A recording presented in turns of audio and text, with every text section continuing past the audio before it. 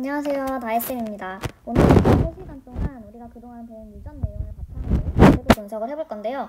사람의 유전 현상은 유전자가 상염색체에 있는지 성염색체에 있는지 따라서 다르게 나타나요. 그래서 여기 보면 여자와 남자의 염색체 구성 사진이 있는데 지금 빨간색으로 표시된 상염색체에 존재하는 유전자에 의해서 나타나는 유전을 우리가 상염색체 유전이라고 하고요. 그 다음에 노란색으로 표시된 성염색체, 이 성염색체에 존재하는 유전자에 의해서 나타나는 유전을 성염색체 유전이라고 해요. 그러니까 성염색체에 해당되는 X염색체나 Y염색체에 있는 유전자들은 이렇게 성염색체 유전에 따라서 유전 현상이 나타나겠죠. 오늘은 먼저 상염색체 유전에 대해서 한번 알아보겠습니다. 먼저 상염색체 유전의 특징을 알아야 되는데요. 첫 번째는 유전자가 상염색체에 있고요. 두 번째는 한 쌍의 대립 유전자에 의해서 표현형이 결정됩니다. 이게 무슨 소리냐면 우리는 선생님 여기 염색체를 그려볼게요. 아빠한테 받은 염색체와 그리고 엄마한테 받은 염색체가 있어요. 이 둘이 크기와 모양이 같고 이런 염색체를 우리가 상동 염색체라고 한다고 했죠. 이때 예를 들어서 보조개 유전자는 상염색체 위에 있거든요. 근데 이때 이 보조개 유전자가 상동 염색체의 같은 위치에 있어요. 근데 보조개 유전자에는 보조개를 있게 하는 유전자도 있을 거고 보조개를 없게 하는 유전자도 있을 거예요. 그래서 이 경우에 우리가 보조개가 있는지 없는지 결정되는 거는 이 보조개 유전자 하나로 결정이 되는 게 아니라 상동염색체에 존재하는 이 두 개의 대립 유전자에 의해서 결정이 된다는 거예요. 그래서 예를 들어서 우리가 멘델 유전에서 배웠듯이 만약에 보조개 있음 유전자가 우성이라면 이 경우에는 내가 보조개가 있게 되겠죠. 근데 만약에 보조개 없음 유전자가 우성이라면 나는 보조개가 없게 될 거예요. 그러니까 여기서 중요하게 기억해야 되는 거는 이 하나의 유전자에 의해, 하나의 대립 유전자에 의해서 내 표현형이 결정되는 게 아니고 상동염색체에 존재하는 한 쌍의 대립 유전자에 의해서 표현형이 결정된다. 이거를 기억을 하시면 되고요. 그 다음에 세 번째는 상염색체는 남녀한테 공통으로 들어있는 염색체예요. 그쵸? 그래서 상염색체 유전의 경우에는 남녀에 따라서 형질이 나타나는 빈도의 차이가 없습니다. 그러니까 예를 들어서 보조개 유전자가 상염색체에 존재하는데 여자라고 보조개가 많고 남자라고 보조개가 적고 이렇지 않다는 뜻이에요. 남녀에 따라서 보조개가 나타나는 빈도에는 차이가 없다는 뜻입니다. 그리고 마지막으로 이제 상염색체 유전에 해당되는 형질은 그냥 알아만 두면 될 것 같아요. 깃불 모양이 있고요. 그 다음에 혀말기, ABO식 혈액형이 있습니다. 이제 선생님이랑 깃불 모양 형질을 가지고 가계도 분석하는 연습을 해볼 거고요. 다음 시간에는 ABO식 혈액형을 가지고 가계도 분석을 한번 해볼게요. 그러면 이제 깃불 모양 유전을 가지고 가계도 분석을 한번 해볼게요. 교과서는 200쪽입니다. 여러분 필기하면서 들으세요. 깃불 모양에는 분리형과 부착형이 있어요. 분리형은요, 이렇게 깃불이 밑에 부분이랑 분리가 되어 있고요. 이게 분리형이고, 그리고 부착형은 깃불이 이렇게 밑에랑 이어져 있어요. 이게 부착형입니다.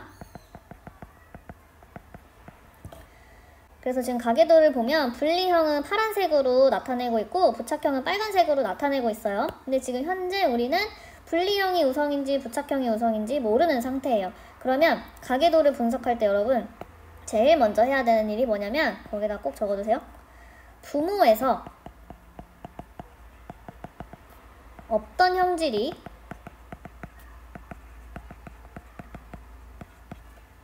자식 세대에서 나타날 경우에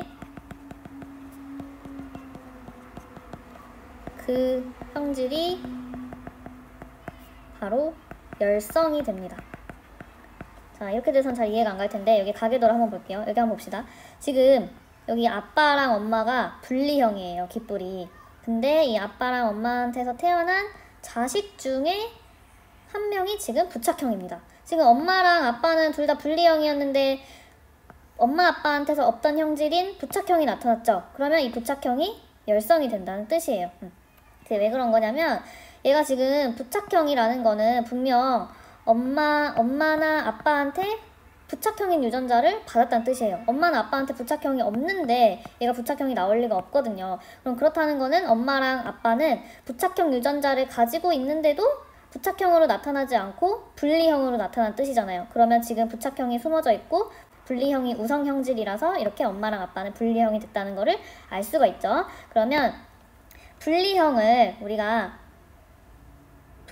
우리가 우성이라는 것을 알았으니까 분리형을 대문자 t로 나타내고 그 다음에 부착형을 소문자 t, 스몰 t로 나타내 볼게요. 그러면 여기 이 사람 유전자형부터 한번 보면 부착형이니까, 부착형은 열성이니까 유전자형이 스몰 t가 되겠죠. 왜냐면 분리형 유전자를 하나라도 가지게 되면 분리형이 우성이라서 분리형으로 표현이 되니까. 그러면 이 경우에 아빠랑 엄마의 유전자형은 어떻게 될까요? 일단은 이 아빠랑 엄마가 이 자식한테 둘 다 부착형 유전자를 하나씩 줬으니까 둘 다 부착형 유전자는 하나씩 갖고 있어요. 근데 둘 다 표현형은 분리형이니까 분리형 유전자도 이렇게 가지게 되겠죠? 그래서 아빠랑 엄마의 유전자형은 라지 t, 스몰 t가 되겠습니다. 라지 t, 스몰 t.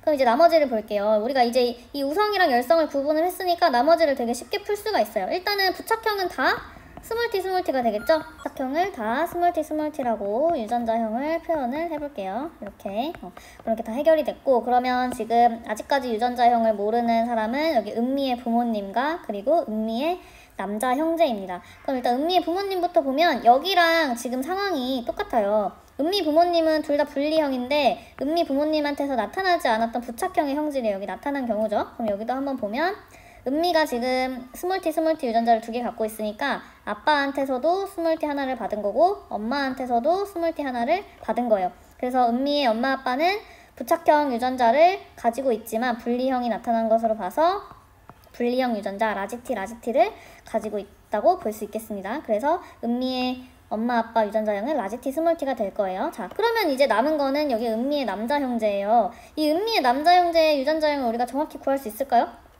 한번 봅시다. 보면은 지금 은미의 남자 형제는 파란색이니까 분리형이에요. 분리형에 가능한 유전자는 라지 t가 있고요. 라지 t, 스몰 t가 있습니다. 그럼 이 둘 중에 하나로 정할 수 있느냐? 정할 수가 없습니다. 왜 그런 거냐면 이런 경우가 가능하죠. 지금 선생님이 은민의 부모님 유전자형을 여기로 가져와서 한번 써볼게요. 자, 은민의 아빠 유전자형이랑 그 다음에 엄마 유전자형이 이렇게 있습니다. 그러면 은민의 아빠, 엄마로부터 태어날 수 있는 자식들의 유전자형은 어느 경우가 가능하냐면 일단 아빠한테 라지 t를 받고 엄마한테 라지 t를 받을 수가 있어요. 그럼 또 하나는 아빠한테는 라지 t를 받았는데 엄마한테는 스몰 t를 받을 수가 있죠. 그 다음에 아빠한테는 스몰 t를 받고 엄마한테는 또 라지 t를 받는 경우가 있어요. 그 다음 마지막으로 아빠한테 스몰 t를 받고 엄마한테도 스몰 t를 받는 경우가 있어요. 자, 그럼 여기서 보면은 이 스몰 t를 받은 둘 다 스몰 t를 받은 경우가 바로 지금 은미의 경우가 되겠죠. 부착형 기뽀를 가지게 되는 경우고, 나머지 세 가지는 다 분리형을 나타내는 유전자형이에요. 그래서 여기 남자 형제는 분리형인데 엄마랑 아빠로부터 분리형을 나타내는 유전자형이 라지 t도 있고 라지 t, 스몰 t도 있어요. 그래서 이 가계도만 가지고 우리가 이 둘 중에 뭐다라고는 확정을 지을 수가 없습니다. 그래서 이 경우에 은미의 여기 남자 형제는 이 두 유전자형 중에 하나지만 이 조건만으로는 우리가 하나 정확하게 알 수는 없다. 그래서 둘 중에 하나가 이렇게 생각을 하시면 되겠습니다. 자, 그래서 교과서 200쪽에 깃불 모양 유전의 가계도 분석 여기를 다시 한번 같이 살펴보면 여기 은미랑 은미 부모님 여기 관계를 한번 볼게요. 자, 은미는 부모님과 달리 부착형 깃불을 가지고 있습니다. 부모님과 달리 부착형 깃불을 가지고 있고, 이렇게 되면 선생님이 이 부착형 깃불이 바로 열성이라고 했죠. 열성 형질이 되고, 자, 은미가 부착형 깃불을 가진 것은 엄마랑 아빠한테서 부착형 깃불 대립 유전자를 하나씩 물려받았기 때문이다. 이걸 알 수가 있고요.